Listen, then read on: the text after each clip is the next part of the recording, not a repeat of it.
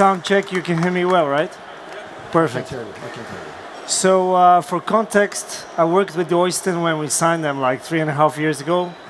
And I've seen their success firsthand, but I've never had a chance to ask them a bunch of questions I've been wanting to ask them over the years. But firstly, it's quite impressive, you know, from 0 to 45,000. Is that the right number? 45,000 stations? Ish. Fair enough. You can't tell the whole figure, you know. Yeah.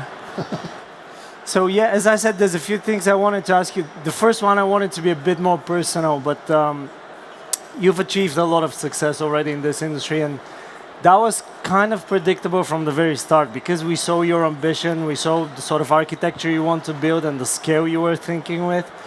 I wanted to ask you what drove you into going into this industry as opposed to another one?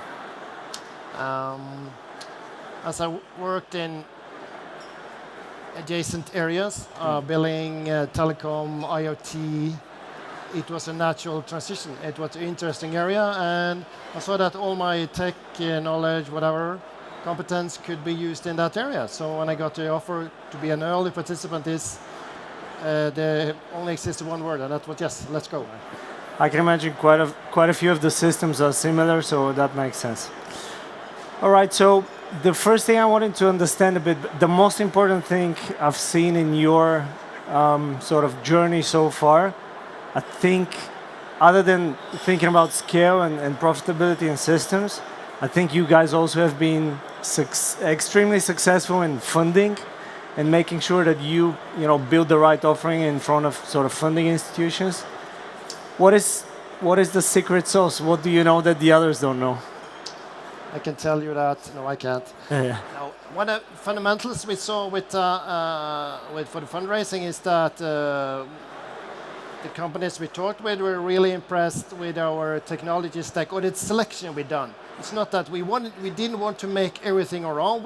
It's the way we chose the different systems.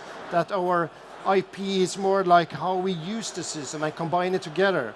They didn't want someone who made a CPM system, but that's you. So the combination and the process or the drive we have at that time makes then okay. We triggered all their points to do this investment for us. We're kind of satisfied with that setup and the way we do things or thought of doing things.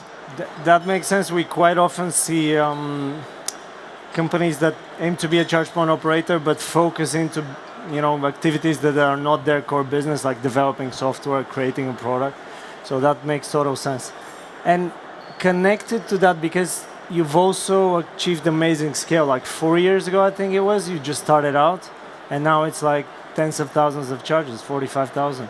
And I know you have more lined up as well. So what is one thing that's super important when you have to think about scalability?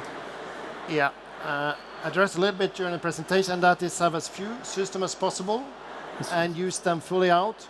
Mm-hmm. We can't have two or three CPM systems. We can't do that. Too much to maintain. So as few systems as possible and be true to that. Mm-hmm. One system for accessing the routers, one system for CPMs, one billing system, or a counting system. As few systems as possible is the way to scale. Because many other operators, they have various little bit of that, little bit of those, and it doesn't scale because there are too many systems. As few systems as possible and be kind of true to those systems is the way to scale.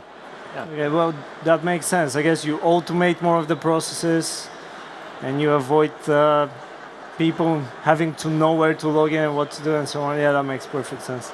And you also need to choose, you need to grow with the systems. And seen from AMPECO side, we see that we kind of grow together. I say that we develop AMPECO because we give some insight, we get some market indication, we want some products, and we do this together. It's really important for us to have a solid provider as you.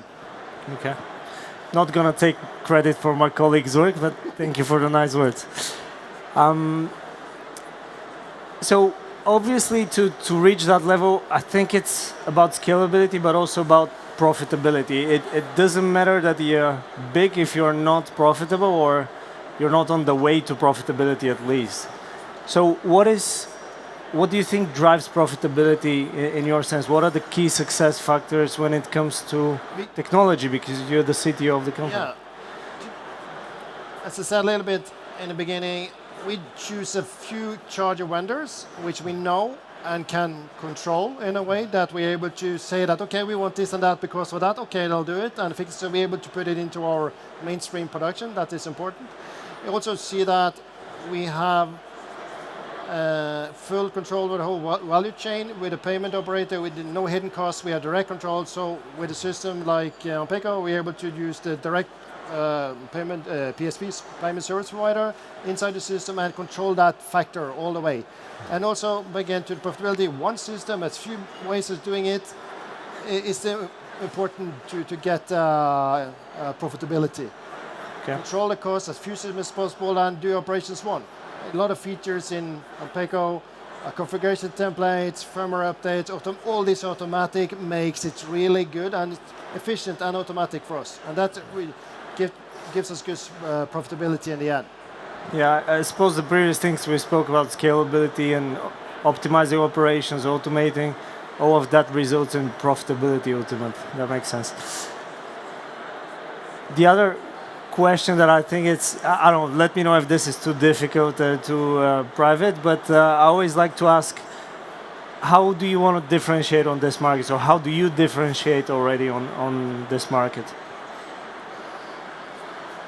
We differentiate because we know the last mile.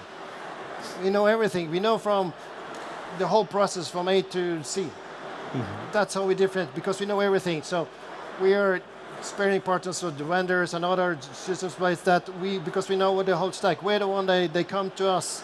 Can you please help us test this charger is new? Because you are hard. They tell me you're hard. You take this, you have these demands, and we need to fulfill it.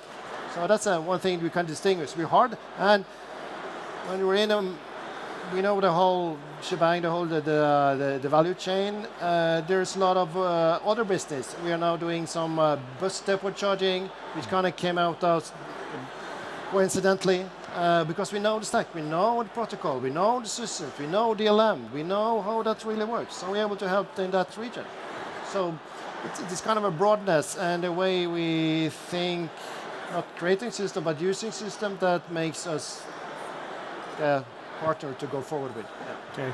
So it sounds like you're very focused on building the expertise that you need, taking the time to become real expert into something and then do it the right way.